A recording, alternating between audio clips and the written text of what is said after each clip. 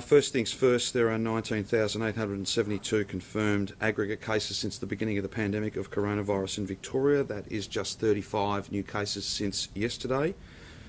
Sadly, there are now 729 deaths due to coronavirus in Victoria, an increase of 6. One death has been removed due to duplication. Those fatalities are one male in their 70s, one female and one male in their 80s. 3 males and 1 female in their 90s. We send our condolences and best wishes to each and every one of those families. All of those fatalities are linked to aged care outbreaks. There are 122 Victorians in hospital. 12 of those are in intensive care and 7 of those 12 are on a ventilator, so those numbers continue to fall, and that is great news. A total of 2,497,710 test results have been received since the beginning of the pandemic, which is an increase of 8,937 since yesterday. We're very grateful to each and every one of those people for coming forward and getting tested. These are essentially Saturday's numbers. Not great weather, obviously. These numbers are down a bit on each weekend anyway, but look, we would always want more and more people, the highest percentage possible of symptomatic Victorians to come forward and get tested. And what we don't want is a situation where test numbers are not an accurate measure of, not enough tests being done for us to have confidence that we've got a really clear picture of how much virus is out there. We don't want any steps in this safe and steady roadmap to be deferred or to be in any way compromised. So it really is important that each and every Victorian comes forward, gets tested. We still have confidence in that number, and the trend, as you saw, numbers steadily increased throughout last week as they do each week. But again, it's a powerful reminder and my personal request and a request on behalf of all Victorians to get to the other side of this. If you've got symptoms, however mild, please come forward as soon as you register those symptoms. That can be when you are most infectious. Don't put it off for a day or two. You'll get your results within 1 day. That's 90+% of results now back within 24 hours, and it means that we can care for you, and we can also make sure that in your choices and in the 14 days afterwards, you're not putting anybody else at risk, and that we're managing this as best we possibly can. There are 4,291 cases of unknown source, an increase of 6 since yesterday's report. There are 176 healthcare workers who are active cases.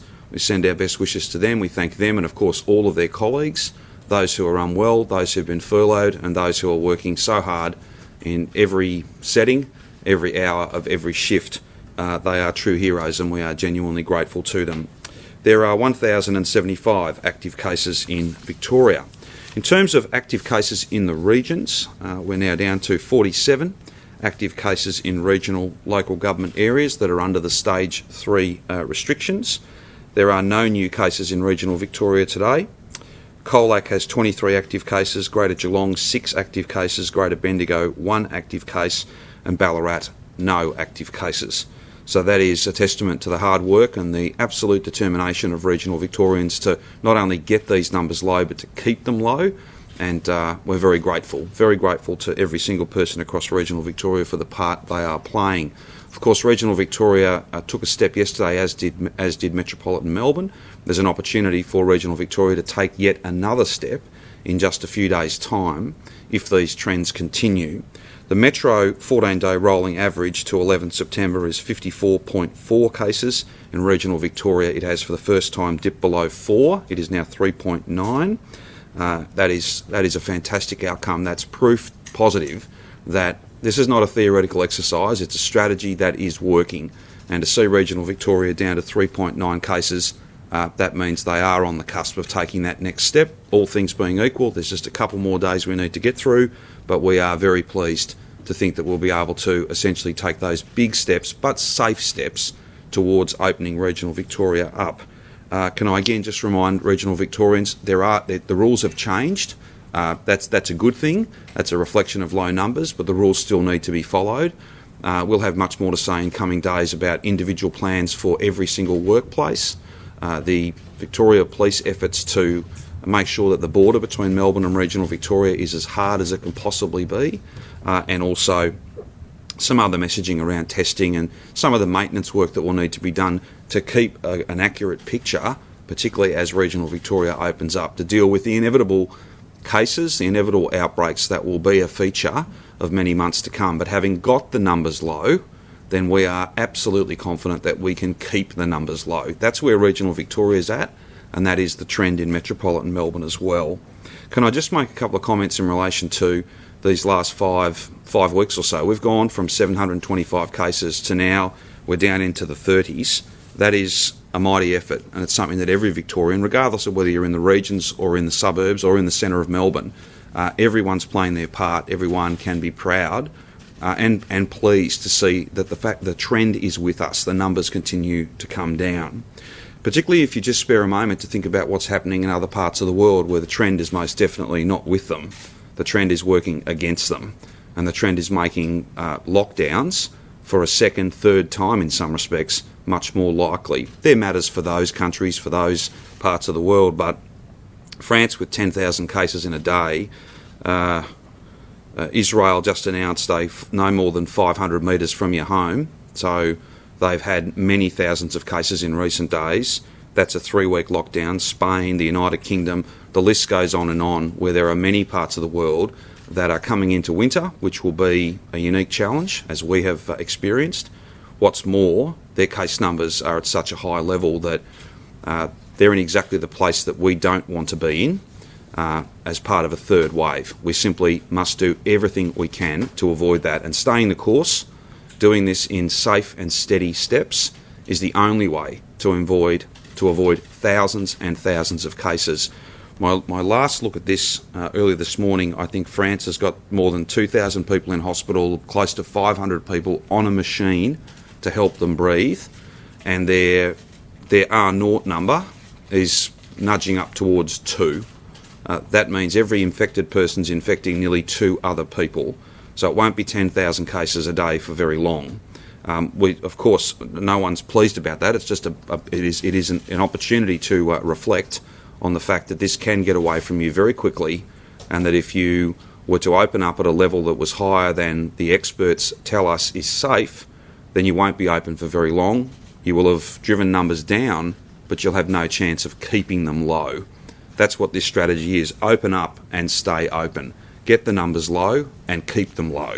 That's exactly where regional Victoria finds itself, and it's exactly the trajectory and the pathway, the roadmap that metropolitan Melbourne is on as well. And that should give people great optimism and a sense of real purpose to see this through, to defeat this, to see it off, so that when we do open up in those safe and steady steps, we can stay open. That's the mission. That's what we want to do, and that's exactly what we will achieve by everybody working together. In terms of aged care, we have 513 active cases. Disability facility settings, we have 10 active cases, 6 in staff, 4 in residents.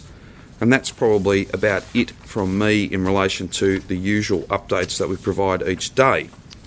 Martin has joined us again to make some further announcements, another almost $290 million in important business support, whether it be for sole traders, those who have been worst affected by this pandemic,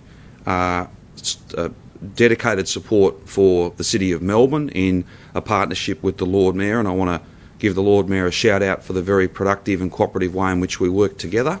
The $100 million to support the city, given the unique burden that it carries, is a very important partnership, and one that will make a real difference, a real difference as we push through this and get to the other side of it. All of these announcements, of course, come on top of yesterday's announcements, $3 billion worth of business support. I just want to make a couple of comments on one element of this, and then I'll throw to Martin to speak in more detail about the elements of the package. But what we know, if you look at places like, say, New York, where they've been able to get their hospitality sector back to something approaching normal much faster than would otherwise have been the case, because they have used the footpath, curbside parking, they've taken some public space and turned it into pop-up cafes, restaurants, bars. That's exactly what we're going to do. We will change the way the city operates, and indeed the suburbs, and indeed regional cities. And we've got some images that we can share with you after the media conference about what that might look like, just to give you a sense of it. This this summer will be unlike any other, and I expect that by the end of the summer, so popular will these arrangements be, a mixture of some inside and many more people seated outside. I think that will become, in many respects, a lasting feature of the way the city and the suburbs, indeed the whole state, functions from a bar, restaurant, cafe, pub point of view. We know and understand there'll be some costs involved in that, and that's why there are dedicated grants, so that the cost of umbrellas and planter boxes and bollards and some of the other physical infrastructure that makes that possible, getting more people back into those businesses faster because they're outside, we don't want the cost to be a barrier to already strapped and businesses that are under considerable pressure being able to make that transition. Can I just say finally before I throw to Martin, we're very pleased with the response from local government. Many local councils, we've been talking with them, and they're very keen to make this happen. But I just say to local government across the board, we are happy to support you to expedite the planning arrangements here, but there does need to be some urgency with this. We don't want bureaucratic delays. We don't want arguments and debates. We want to get as many people seated in as quick a time as possible, utilising public space that has never been on offer previously, because that's unprecedented, because this challenge is absolutely unprecedented. But I'm very encouraged by the response of local government to this point. We've all got to get on and get this job done. Having said that, I might just leave Martin now to take you through the details of that nearly close to $300 million of additional support.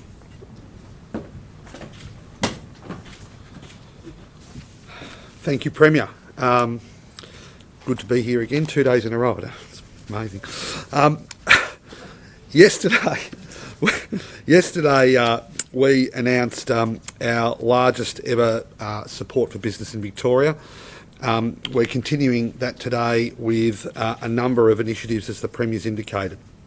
The first of those I want to go to is $100 million of support for sole traders, for those hardest hit by restrictions. So that will apply to those sole traders who are tenants or licensees in a commercial premises or location and who will be closed, heavily restricted or restricted under the second step. They will be grants of $3,000. We think that will support around 33,000 sole traders across the state. So that will be those traders who work in areas like accommodation and tourism, some non-permitted retail, media and film production, gyms, creative studios, outdoor entertainment, private museums and galleries. So there'll be a whole range of sole traders who will be supported under that initiative. As I think many people are aware, primary income support for sole traders has been provided by the Commonwealth and through JobKeeper. We've been focusing our efforts primarily on those businesses which employ people, but the two levels of government have provided complementary support. This new sole trader initiative is a recognition of the serious challenges that many sole traders have faced. It will allow tens of thousands of them to help pay their overheads, to give them the opportunity to emerge on the other side and recover strongly. We have been supporting sole traders through a range of other initiatives already, including the Commercial Tenancy Relief Scheme, the support program for regional tourism accommodation providers, the Sustaining Creative Workers Fund, which Minister Foley announced, and some of the other supports like Upskill My Business, mentors and mental health support, and indeed the digital vouchers that we announced yesterday. There's also a $100 million Melbourne City Recovery Fund that will provide grants to businesses to move their activities outdoor, to fund COVID-safe events and indeed new infrastructure as we head into the warmer months and as people are welcomed back into the CBD. That's a partnership with the City of Melbourne, and I would just like to add my thanks to those of the Premier to the Lord Mayor. She's been a great partner in this, and it's wonderful to be able to collaborate with the City of Melbourne on this initiative. It will support something like 16,500 businesses which are registered in the City of Melbourne. Those businesses support north of 470,000 jobs, so it's an incredibly important part of our economy, and a lot of those businesses have been enormously impacted by the restrictions which have been required to combat this global pandemic. So of that $100 million, $30 million will be provided in grants to small and medium businesses to help pay for tables, plastic screens, umbrellas and all of the apparatus needed for outdoor hospitality, to reconfigure spaces, to convert areas like rooftops and courtyards for outdoor use. And we will be consulting along with council with CBD businesses to finalise the details of that grants program over the coming days and weeks. There'll be another $30 million to support COVID-safe events and cultural activities in the CBD to attract visitors back to the city once it's safe to do so, and once the city is out of restrictions in obviously a much greater way than it is now. And there will be another $40 million going towards providing physical improvements to the CBD streetscape, whether that's about bike lanes, wider footpaths, bollards and the like. So as the Premier's indicated, this will, I think, utterly transform the city, and I think not just for this summer. It's going to be something that I think Victorians will love and appreciate, and will create a new, I think, alfresco environment for CBD dining, which will be, I suspect, enjoyed for many summers hence. Outside the CBD, there is an $87.5 million outdoor hospitality support package as well, and that will drive innovation and creativity in the way we model our hospitality offerings. So $58 million of that will be paid in grants of up to $5,000 to businesses to help pay for, again, umbrellas, furniture, screens, etc., but also to invest in training and to invest in advertising and the like. Those grants will be available to both licensed and unlicensed businesses, restaurants, takeaway food businesses, pubs, bars and clubs with a payroll under $3 million. And we estimate about 11,000 businesses outside the CBD will benefit from that. And another $30 million will go to local councils to help them implement the streamlined permit enforcement and monitoring processes that will be necessary to make this work and to support expanded outdoor hospitality.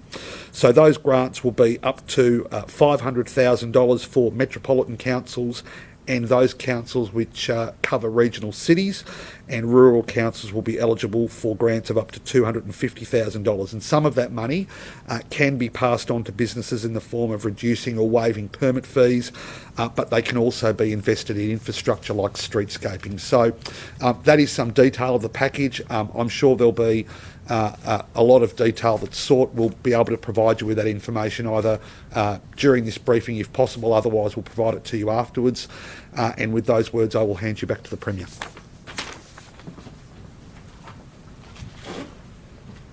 Thank you, Martin. We're happy to take any questions you have. Outdoor dining, will you be looking at removing cars from roads or car parks from roads, not just in the CBD but places like Sure. City of Yarra, City of Stonington? Yeah, I think that obviously each site will be judged on its merits. So what we can see, just to give you a couple of examples, I think it's pretty clear that we're going to see more and more tables on footpaths. Some of that foot traffic may move to the curbside parking area, where curbside parking would no longer be allowed. We may see some streets closed, some laneways closed. We may see some public space, so parks and gardens that are adjacent to significant numbers of restaurants and pubs, venues like that, that may well be transformed. Not necessarily every square inch, but a portion of it may be transformed, and it may be a shared area between a number of different businesses. And of course, because this will run all summer, and because I think that these changes will be so popular that they ought to be a feature of every summer, some of the investments that will be made to fit those spaces out, there'll be a significant return on that investment, not just in the months ahead, but indeed in the years ahead. So every space obviously is unique, and we'll need to make sure that we have that local input. That's why councils are a partner in this. But again, we expect those decisions to be made in a timely way, and all our feedback to this point is that they will be. Is that work happening now? Do you have councils out looking at footpaths, looking at spaces? We are well engaged with both the City of Melbourne. They've got a bit more time, obviously, metro councils, but regional Victoria, this will be, again, all things being equal, if we take this next step in the next few days, then this can be a feature of regional pubs, restaurants, cafes very, very soon. We've got to get it right though, and there'll be some further advice, further details about exactly how far apart tables need to be, some of the perspex screens between tables, things that have been a feature of what other cities have done, other cities that have been able to get their hospitality sector as close to normal as possible without necessarily seeing those settings drive additional coronavirus cases. So there's a bit to be worked through, but I think the most important part about today is not only a partnership with local government to get these rules changed very quickly, but also giving venues a cash grant to help pay for the things they need to make it possible. We don't want the cost of this when many businesses are cash strapped as it is. They've got very significant challenges. We don't want that to be in any way a limiting factor. Premier, just on that, one of the major concerns we've heard from a lot of business owners is that the cost of outdoor seating or shelter or heat is going to be too much to make it worth it. $5,000 doesn't go all that far. Well, $5,000 is a very significant amount of money, and many of these businesses will share a space with businesses that are located nearby. So we're very confident that there'll be a significant amount of work can be done with that money. Of course, we're always open to listening to industry if there's particular precincts that require further money than that. The other announcements around bollards and improving public space, making sure we maintain safety as we make this important transition. We're not expecting venues to cover those costs. They'd be covered by us, and the Minister's spoken to some of the funding that will sit behind that. We think that there is an opportunity here to have many more patrons seated, drinking and dining, therefore turnover for those businesses. And we think these grants are targeted. They're exactly what's needed, and I think this won't just be a feature of this summer. I think it'll be there for the long term, which is a good thing. That sort of certainty is very important. I don't think very few businesses are going to invest large amounts of money, even with a grant, if next summer this wouldn't be an ongoing feature. I think that it will be, because I think patrons will warm to it. When will venues be allowed to, particularly bigger pubs and restaurants, allowed to have some diners and drinkers inside with the density limit? Sure, that's still being worked through. In fact, the exact density limit is still being worked through. 1 to 4 was what we did previously. A number of other states have moved to 1 to 2. And of course, we look at the experience they've had, we look at what risk that's posed, how it's worked for them. Today isn't the day for us to announce those things, but we will, by necessity, cover off on some of those matters when it comes to regional Victoria quite soon. And then obviously that'll at least in part inform where we land in metropolitan Melbourne. Was there any evidence during, I guess, between lockdown 1 and 2, when the pubs and restaurants were open, that there was any actual infections from indoor dining? Well, I think it's important, and we've made this point a number of different ways, but it's the same point. We're at often our greatest risk when we're over at a mate's place having dinner, because there's no time limit, there's no waiter that's making sure we keep our distance, there's not necessarily all the kind of infection control, cleaning tables, cleaning common areas, all of those things. I think our publicans, our cafes, restaurants and others have done a fantastic job, and I'm confident they will when we get to the point of opening up. They're not closed now because they are a high-risk setting. They're closed because it would only mean more virus if we allowed their customers, many hundreds of thousands, indeed millions of people, to freely move around metro Melbourne. That's the absolute key. So being open with no customers is not the answer here. Just like being open for a very short time and then being closed again is not the answer.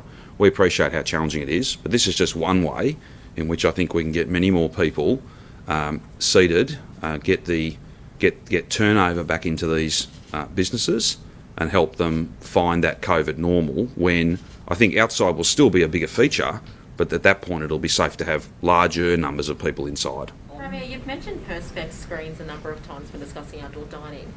Will it be an expected feature of all outdoor dining to have perspex screens between events? We'll have some more to say about the exact nature of how far apart people need to be, what maximum caps would be. So there will be a limit. It's not an unlimited thing. You can't have, hundreds and hundreds of people seated close together, because of course they have to get, even if they were distanced, they have to get to and from the place. All those sorts of issues. We'll have more to say quite soon about the exact rules.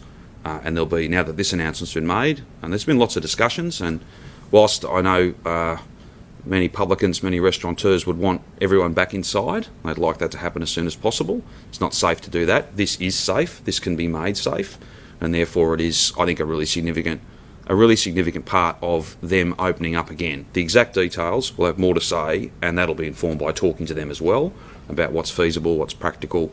Every venue is different. The adjoining public space, whether it be curbside car parking, footpath, the park that might be not far from that particular series of restaurants, for instance, all of that, indeed the actual roadway, when it comes to some streets and laneways in the CBD, certainly, all of that will inform the treatment, if you like, that's given to each of those. But we'll have more to say about that soon. Is it a thought that you might be able to have a more dense space if there is perspex, but a less dense space if there are no dividers like that? I think you could probably draw that conclusion, yeah. I think that if you have got perspex screens, if you've got people distanced, you can probably get more people in there the more safety measures that you take. But that shouldn't be read to mean that if you've got perspex screens, you can have an unlimited number. There'll still be a cap because, again, it's about movement, it's about people congregating, getting in, getting out. There'll be some shared services, bathrooms and things like that. So we've just got to be careful that whilst we're taking the predominant activity outside, it's done in as safe a way as possible. Speaking of outdoor activities, Boxing Day Test and Australian Open, Yes. are they going to have crowds this summer? It's too early for us to be able to determine whether they'll have crowds. It's too early for us then also to determine how big any crowd might be. That's certainly our aim. We've taken that offline. We are having detailed discussions with whether it be cricket authorities, the MCC, the whole AO team, talking to them about what their event looks like.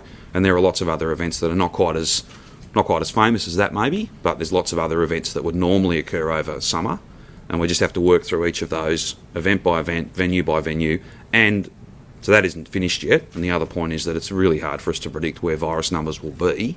What risk do we have to deal with in just a few weeks' time, let alone months? Are we on the right trajectory though? I think we are, but I don't think it's going to be the Boxing Day Test like it normally is.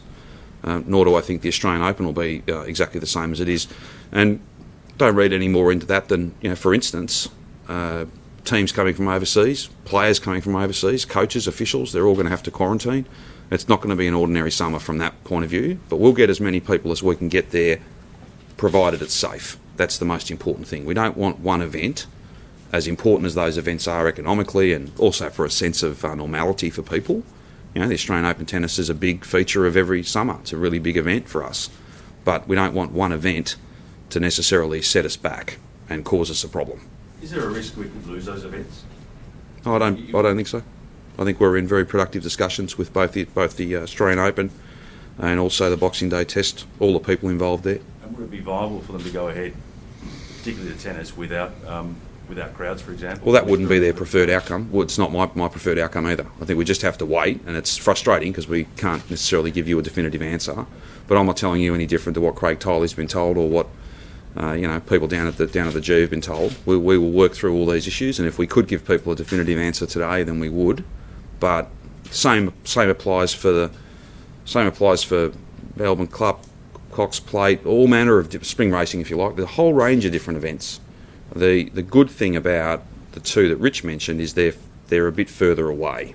They're well into the summer, and they're well, hopefully, into that COVID normal that we've all found and that we can lock in. But it's just too early for us to say now. Does that mean giving up the Boxing Day Test and maybe having the Melbourne Test later in the summer?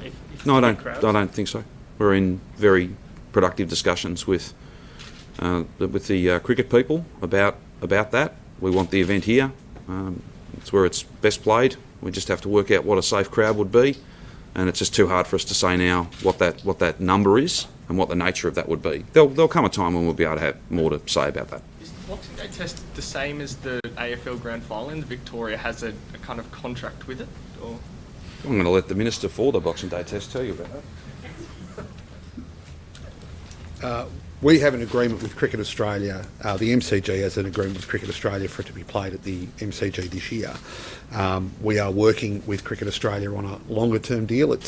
The constraint is Cricket Australia's arrangements with the International Cricket Council about how long they have an agreement for the Boxing Day Test to be in Australia for. So at the moment there's an agreement, as I recall, for the Boxing Day Test to be an Australian event until 2022, and CA are in discussions with the ICC and the BCCI about extending that arrangement, but that's an ongoing conversation. I think you might be aware that our friends in South Africa have been coveting that time slot for a while now. With the outdoor dining, will there be easy changes to liquor licensing rules about outdoor service of alcohol?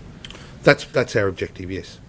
Is that going to be, I mean, will that be on the sort of each venue, or there'll be sort of blanket changes to outdoor drinking rules per council? Well, they're conversations that we'll have with both local government and the VCGLR, but as the Premier indicated, we are keen to expedite those conversations. We're not, it's not about having, a move towards outdoor dining in the summer and then having that all caught up in bureaucracy and red tape. We'll be looking to move as many of those obstacles out of the way as we can as quickly as possible. Who will be in charge of enforcement for those density limits and some of those alcohol limits? Will it be councils or...? Oh, well, look, I think that's still to be determined, but, when you're talking about licensed venues, the VCGLR has a role to play, local government has a role to play, but as we get those rules in place, we'll make all of that clear. Can I just ask Brett, just with the testing numbers, does there need to be a benchmark minimum tests to meet a benchmark, particularly for Metro Melbourne, in terms of, it might be 5 cases an average, but do you need a certain amount of tests to make sure that's a real number? There are some WHO guidelines for numbers of tests that should be done for every case detected, and we're meeting those for all of our local government areas across Victoria, but we want to do better than that. So we're not setting benchmarks per se, but we are doing a kind of traffic light system where we know that there's a higher case numbers or more transmission. We want the testing to reflect those hotspot areas in particular. But it's absolutely the case that all of those postcodes, LGAs with 0 cases, and maybe 0 cases for weeks and weeks, need to have a baseline level of testing that should be maintained. So we haven't got a fixed number, but we're certainly looking at that comparison of how much testing is being done against how many cases, how many active cases, how much transmission's occurring. And you're comfortable with where it's at the moment? Oh, today is not a day that is ideally meeting the kind of testing numbers in terms of the 24-hour period reported beforehand. So really like to continue to push that. We've got 9 of today's cases that have come from Hallam Narrawarren area. So I'd say Casey local government area. Today's your day to think about, have I got symptoms? Have I had symptoms recently? Have I been tested? And absolutely get out there and get tested. Because that risk will change over time and it will change geographically, but we certainly want to push it each and every day. Are you worried about a cohort of people who don't want to get tested because they're worried if they test positive, not actual effects of the virus, but the fact is that it might keep lockdown longer? Are you worried about that? Well, the issue about lockdown is the pathway out is testing. So, I really want to emphasise for people, outbreaks will occur if you're not testing, and they'll be detected. They'll be detected as people turn up to hospital. They'll be detected as some of the most vulnerable become manifestly unwell. So testing is our pathway out of this, and testing is the way to make sure that any restrictions that are in place are in place for the shortest possible time. So testing should be seen as the way out more than anything. As we open up, will we see more of that sort of rapid testing, the sort of one that turns out around in a few hours? Yeah, we're absolutely looking at point-of-care testing or near real-time testing where you can turn around a result in 20 or 30 minutes. I think that makes a huge difference. It makes a huge difference both in terms of managing that person clinically. If they're positive, to isolate them, how their care needs to be managed. But also in terms of that contact tracing, you take off 12 hours between couriering swabs to a path lab, the turnaround time for them to process those swabs and then getting the results in. If we can have a point of care test that's done, an iPad, a smart form notifying the department all within 30 minutes, that takes hours and hours off our contact tracing time period. So I think it's there are a bunch of innovations, the spit test, the saliva test, but also the rapid blood point of care tests that can turn up the antigen, and others that we're exploring. Is there a particular cohort or demographic that rapid testing would be kind of targeted at? Or I think we just look at the fact that people will come to different testing sites with different motivations and different opportunities, and if you're capturing some people who otherwise haven't come forward for testing, maybe because they didn't want to take a day or 2 days to wait for that result, maybe because they're the kind of people who want that instant result back to them so they know exactly what they can tell their family or their household and go about their lives. If they're people who aren't testing now and a rapid test means that they step up for it, fantastic. But also anyone who's presenting to an emergency department, you don't want to have to go through a long process of testing there if you can turn around a test quickly. Same in general practice. If you can turn around a test quickly and give someone that reassurance, that's a fantastic thing. Our average is around 54.4 at the moment. Where are you expecting that to be at the end of this week? Look, it'll drop below 50 by the end of this week, I'm sure. If you look at the 14-day period before today, it's been in the 150, 170 kind of mark. But I've seen the unknown acquisition cases, the 14-day total, continually drop over recent weeks. And in the last few days, it's 4 or 5 per day. So again, if you look forward for the next 2 weeks, it should be in the 50, 60, 70 mark, which is obviously a positive trend. We don't report each and every day the mystery cases because they take 2 or 3 days to resolve. But that 14-day total, that rolling 14-day total, is something that should be tweeted today. I know I promised yesterday that Vic DHHS Twitter handle will be reporting that 14-day total for regional Victoria, which is less relevant. It's almost moot. They're going to get there tomorrow, all things being equal. But for Metro Melbourne, it'll be useful to watch that number ongoing. And so is that September 28 date? You said previously it was set in stone. Is that still the case? Yes. We need that time for the kind of settings that we have. But, I'm very confident we'll be in that 30 to 50 range for average daily cases. But if it's in the 20 to 30 range, all the better, but we need that time for the policy settings to be in place. Have you got any data on how many patients went to hospital, didn't have COVID and contracted it there? I haven't seen it. It is able to be captured. VicNIS, our Victorian nosocomial infection surveillance system, has recorded patients' status in terms of coronavirus on admission to hospital, so we can interrogate all of that data and get an answer for you. And is it safe for Parliament to sit this week, given there is a confirmed case in the security guard there? We think so. So obviously the outbreak squad's been out. They're very happy. The case and contact management and outbreak management team have reviewed the situation in terms of close contacts. They're very happy about the risks being absolutely contained. All of those close contacts are being furloughed, and so I think it's pretty straightforward to open, but we would review that over the coming 24 hours. Why is regional Victoria taking any longer to get to the third step if they're already below 5? So they need that 14-day period with no cases of unknown acquisition, no mystery cases. At the moment, that 14-day period includes 3 mystery cases, but they will drop off as that 14-day period moves into tomorrow.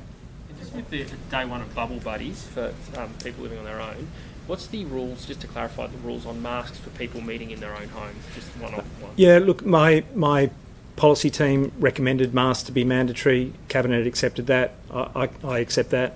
So that'll be the requirement.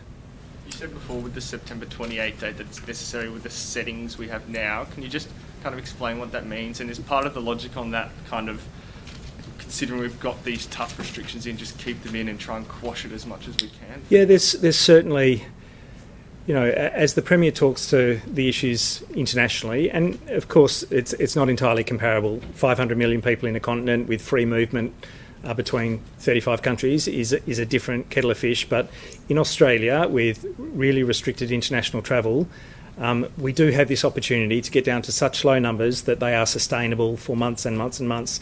They are not opportunities that will be easily available to Europe without constraints being in place for the forward period. I know that the UK's gone to meeting maximum 6 people outside. That will probably be in place well into next year. Israel's going through a lockdown. They've talked about 3 weeks, but they will have, again, I don't want to commentate on the appropriateness of their response, but they will have high numbers beyond that because they haven't got that opportunity to get to extremely low numbers. The same challenge in France and Spain that really rely on international tourism and travel to maintain their economies.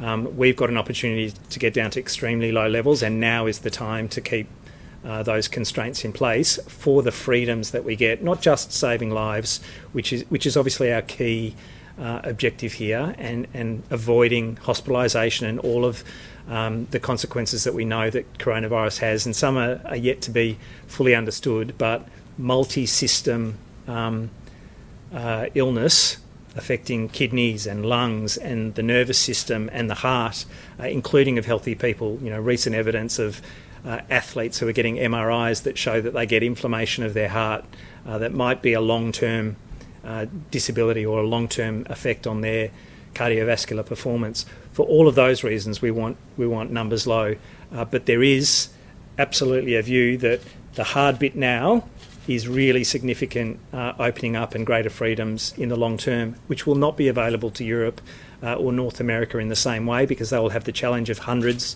to thousands of cases that they don't want to get out of control. We'll be looking at quick steps after September 28th then, if we are able to really push the numbers right down and get towards those targets.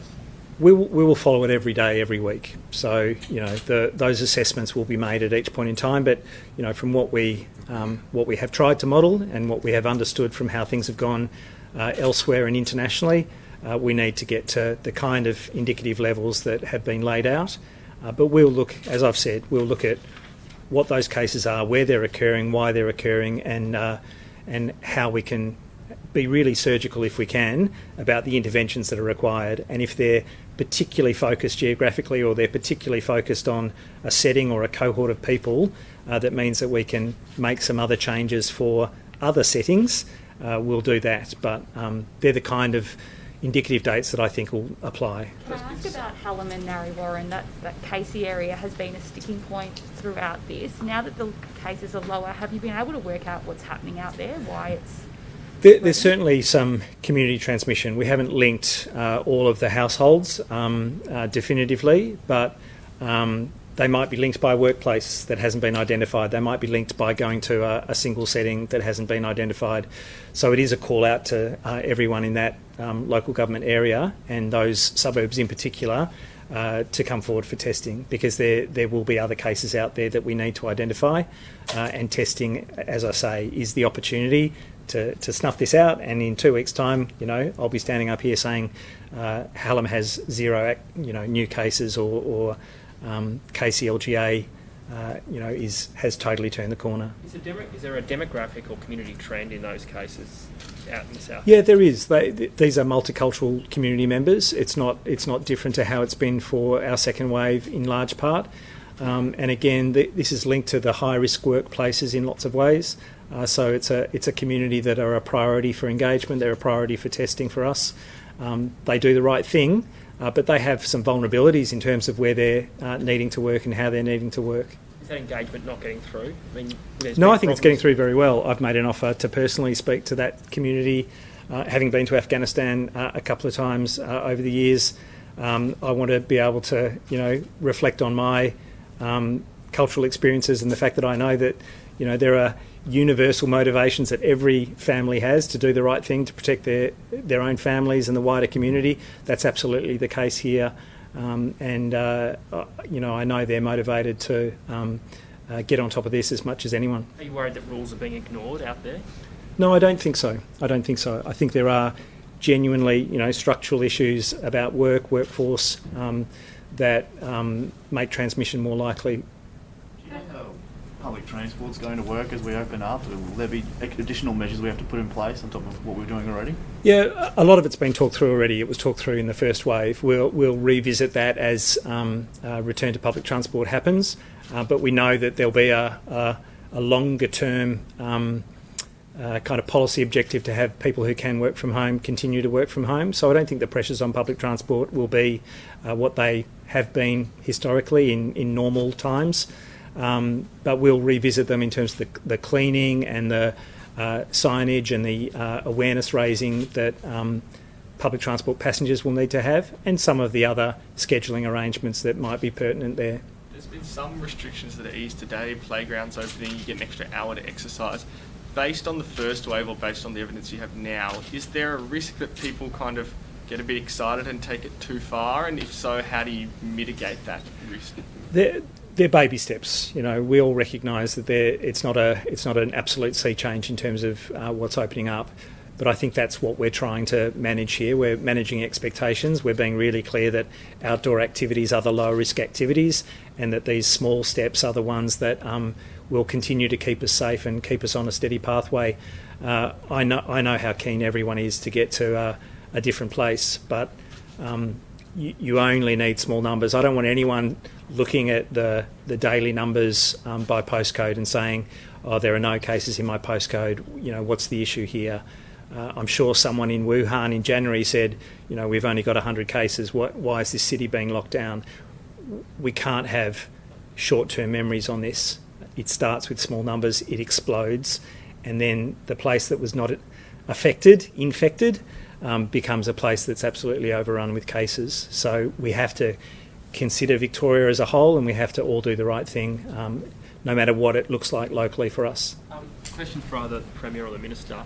Why have you limited the grants for sole traders to people who have like a tenant or a licensee, rather than people who might be at home or their business is based on the road? Well, Rich, there's a couple of reasons. One is where this is being targeted at those sole traders which have the greatest restrictions and indeed the greatest overheads. And I'd make the point that there are north of 400,000 sole traders in Victoria. They have been primarily supported by the Commonwealth. We're happy to make support available to as large a cohort as we can reasonably and responsibly do. And you'll see that at 33,000 sole traders, that's $100 million. You don't need to extrapolate much to work out what 400,000 would cost to the budget. So we are working within a constrained envelope, and we've decided to target it at those most affected by restrictions, those with the greatest overheads. I understand that not every sole trader, like the ones that are working from home, or those that are reopening on the 28th of September, will be necessarily pleased by that, but we think it's as appropriately targeted as it can be.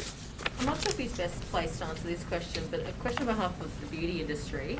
With regards to the announcement they'll be moving in line with hairdressers, it's been said that face tattoos won't be allowed because masks can't be worn. But it has been asked, what about things such as brow tattoos, which could be done with a mask on?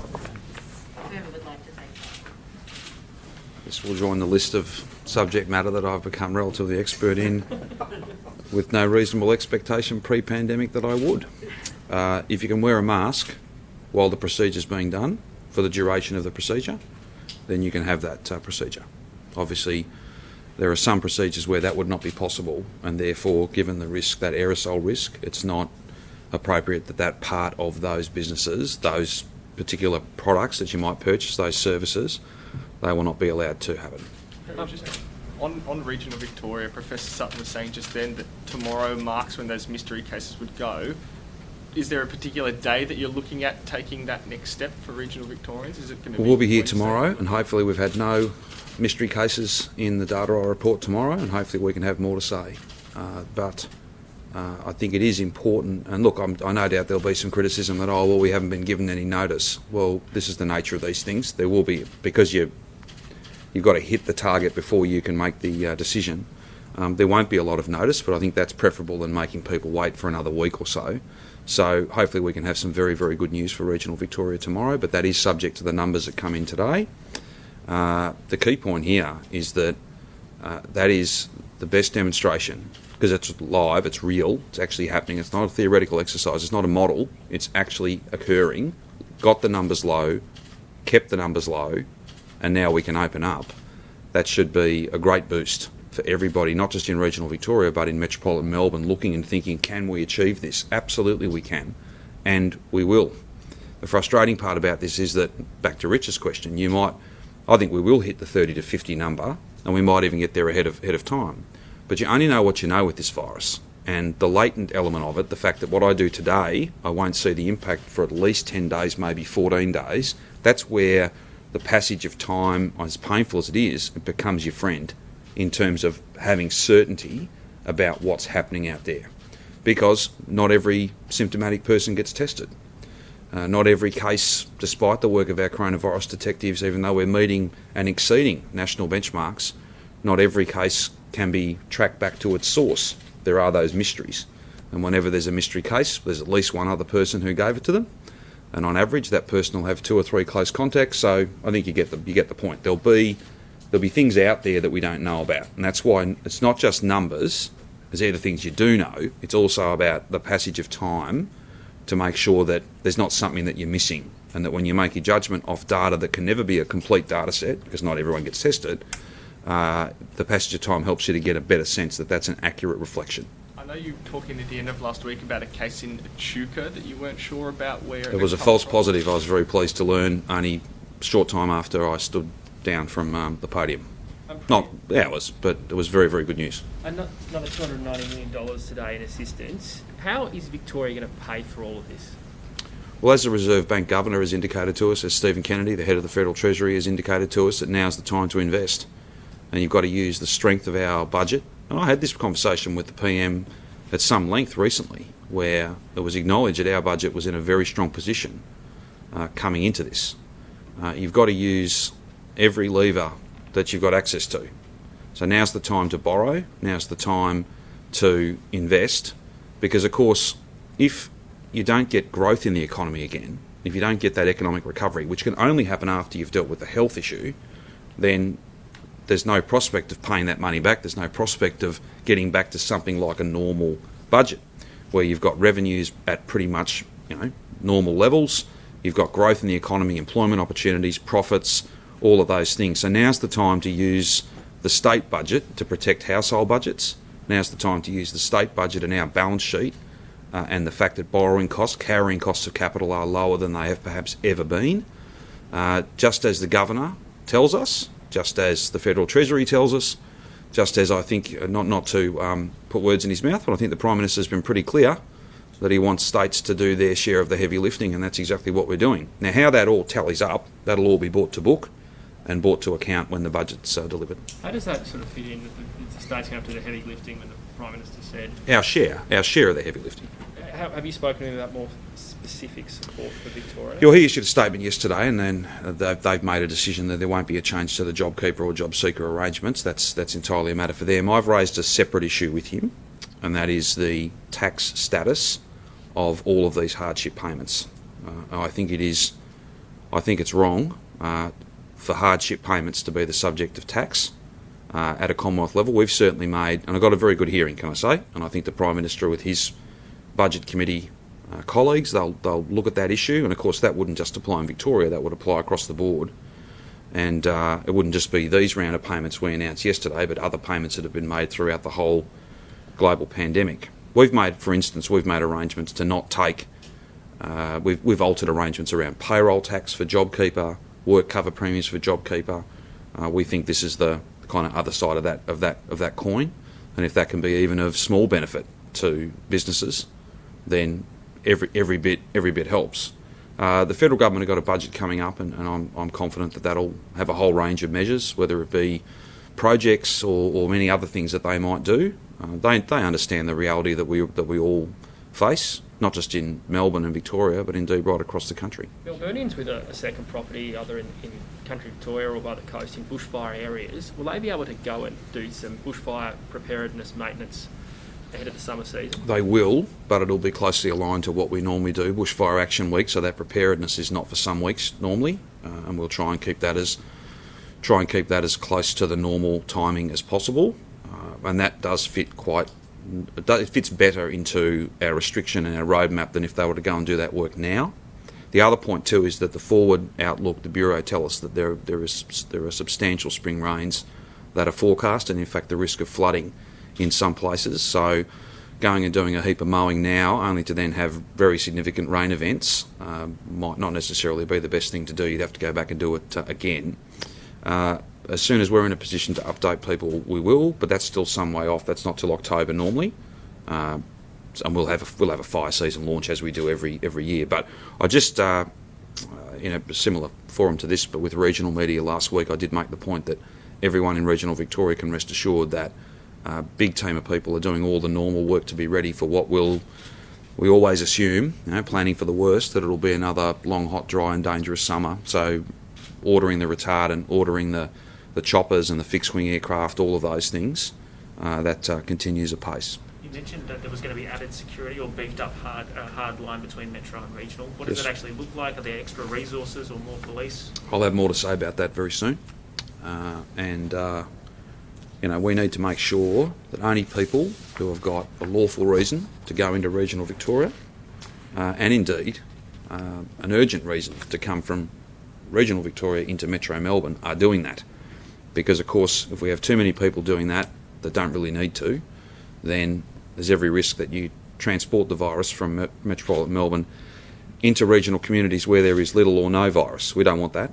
I think all regional Victorians are very proud of the job they've done. I'm proud of them. I'm very grateful to them. And they jealously guard their low numbers and they want to keep them low. So today's not the day for that, but we will have more to say about enforcement, about penalties, about making sure that those checkpoints are as effective as possible. Can you clarify with Regional Victoria that you may put Colac, Geelong, the Geelong corridor, if you like, leave them in a separate stage to the rest of the Regional Victoria? So what we did a week ago was we said that at that stage, and if trends had continued, it was possible that numbers were high in that corridor and that could stall the rest of regional Victoria taking 1 and 2 steps.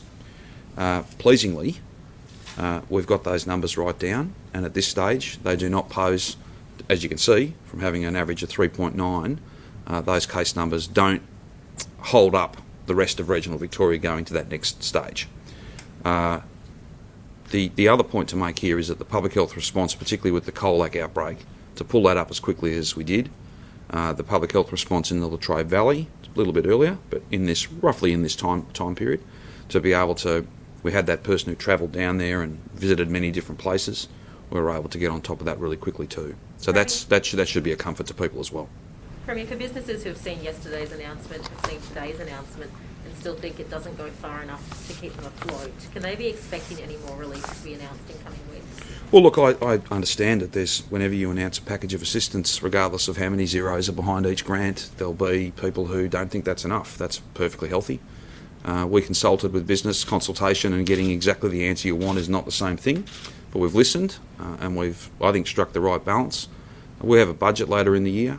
It will be replete with massive investments that will drive demand and confidence, get people out there spending again. Having people in work is the greatest thing you can do for any Victorian business, regardless of where they are or what sector they're in. If there's more money moving around the economy because people have got a sense of confidence and their household income is as certain as it can be and as high as it can be because they're in work, that's where you really see that the engine that is the economy really firing forward and seeing both revenue into cash registers in businesses, revenue via wages into households, and indeed revenue into the government so we can keep investing and keep underpinning demand. That's when you've got all the pistons firing and you've got a situation where you can be really confident that 2021 is going to be a very different year to 2020. Key point though, none of that's possible until you get the health problem fixed. None of that is possible until you get the health problem fixed, and that's why we're focused there. And if you could flip it, if you could do economic repair before you got the pandemic under control, well then we would do that. But that's not the nature of this virus. Do you have a Can better I ask idea you yet? about elective surgery? Yes. And when we'll hear announcements about that's a source of real worry for some people? Yes, we will. I know it is a cause of concern. No one is more displeased than me to have to cancel surgery. We have prided ourselves for a long time, for a long, long time, with doing more surgery, making sure people get the most timely care possible. But for safety's sake and to create capacity within the health system for people who needed the bed, and again, anyone on a surgery waiting list, anyone in Victoria, we're all invested in this key principle. The sickest always get treated quickest. And that's, you can't do it any other way. And any of us could, at a moment's notice, could finish up in a situation where we are the sickest or a loved one is the sickest. So that principle is a really important one. But we had to create capacity. We've also there's some pressure there when you've got as many COVID patients as we had, as many staff that are ill, as many that are furloughed. But that's settling now. Those numbers are much better, and we'll have some more to say quite soon about the numbers of elective surgeries that can start happening again, regional, metro, as well as some more to say, probably a little bit after then, but quite soon. We'll have more to say about some of the blitz activity we'll do to catch up on the surgeries that we just haven't been able to do. Is that in the coming weeks? Are we talking Yeah, about the next yep. couple of weeks? Do you know how many people are currently on the wait list for elective surgery? I'd need to come back to you with an exact number, but I'm happy to try and get it for you. It'll obviously be higher than it's probably ever been, because we've had to literally stop a whole range of surgeries. There's nothing going on in Category 3. That's a substantial amount of the work that we do in any given day, and only a fraction of Category 2 have been going ahead, the most urgent. So it'll be a substantial number. Suggestion it might be around about 130,000. Does that sound ballpark figure? Oh, look, I could speculate. I could search for the figure in my head. From memory, from an historical point of view, best thing to do is get you the actual number, and I will, as best we can. On Police Premier, there are a couple of incidents that got some publicity over the weekend. The woman that seemed to be pulled from her car, man that seemed to be kicked in the head. What do you make of those? And are you worried that incidents like that, I know police are going to look into at least one of them. Yeah. Are you worried incidents like that might affect public trust in police at such an important time? Well, what I'd say is that, as you point out, Michael, Victoria Police will look at least one of those incidents, and I wouldn't want to cut across that. I'm not sure, in relation to the first example you used, I'm not sure what, if any, further action will be taken against that person. So again, I don't want to cut across that either. But I think I'm safe to make the following comment. Much of this, all of it can be avoided if people don't protest. That's the first thing, because protesting is not only selfish, but it's stupid. The woman was just in her No, hang on. I'm coming to that. That's everyone. Everyone, right? All of it can be avoided. Anything relating to a protest, if the protest doesn't happen, that just logic tells you that. The second point in relation to your first example and the woman in the car, well, if on any of the 4 occasions she was invited to provide her name, she had done that, well, then it wouldn't have escalated to that point. It simply wouldn't have. I gave the example yesterday when my vehicle was pulled over as part of routine checkpoint, coming into a briefing like this just a couple of days ago. We stopped. We said hello to the officer. The officer said hello to us. I didn't need to produce my driver's licence or any ID. He worked out who I was. We had a brief chat, and I moved on. If I had been asked to produce identification or my permit or any of that, I would have cooperated. And then there's no need for anybody to be dragged from a vehicle. And the other point to make here is, you don't, at law, if you're asked to produce your driver's licence or to confirm your identity, then you must do that. That's not optional. You must do that.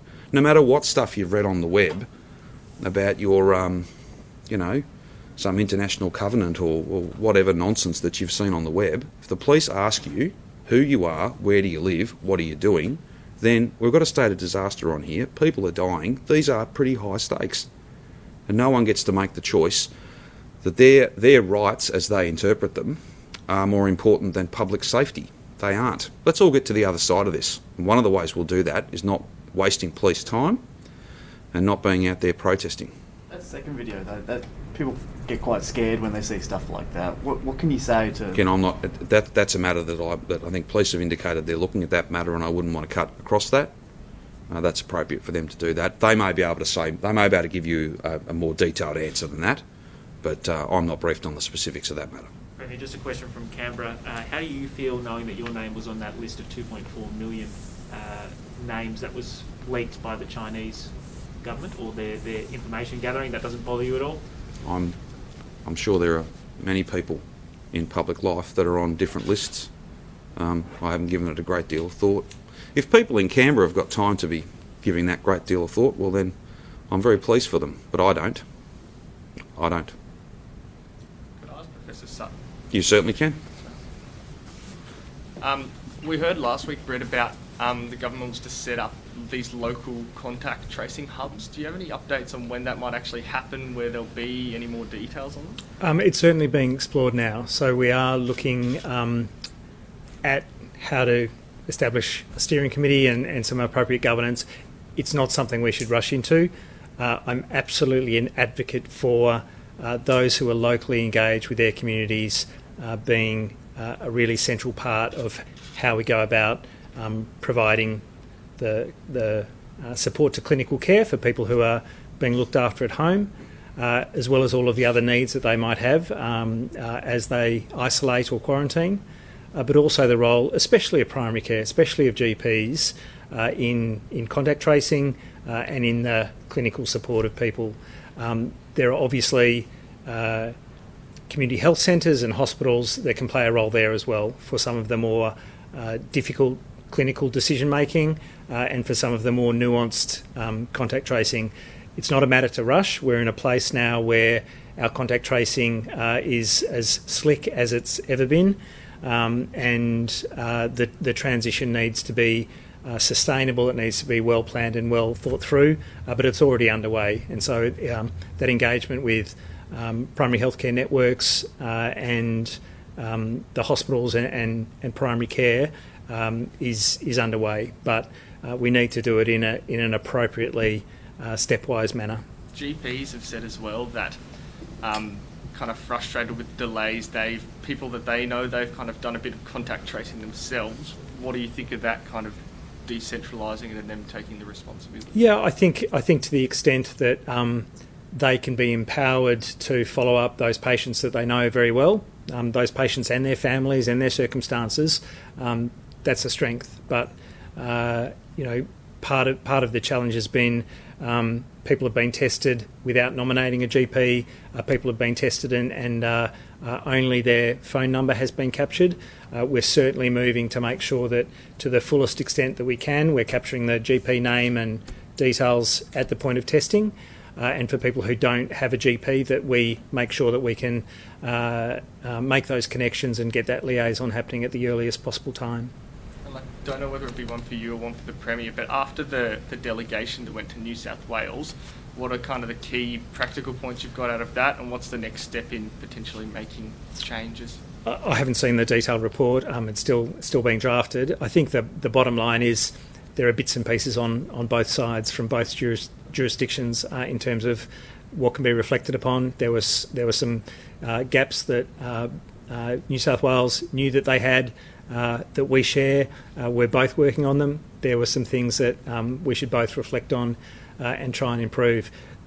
They're kind of at the margins where we're doing things in a not dissimilar way, but there'll be more to improve by virtue of that deeper exchange, and we're very grateful to New South Wales for having hosted, because they did a terrific job.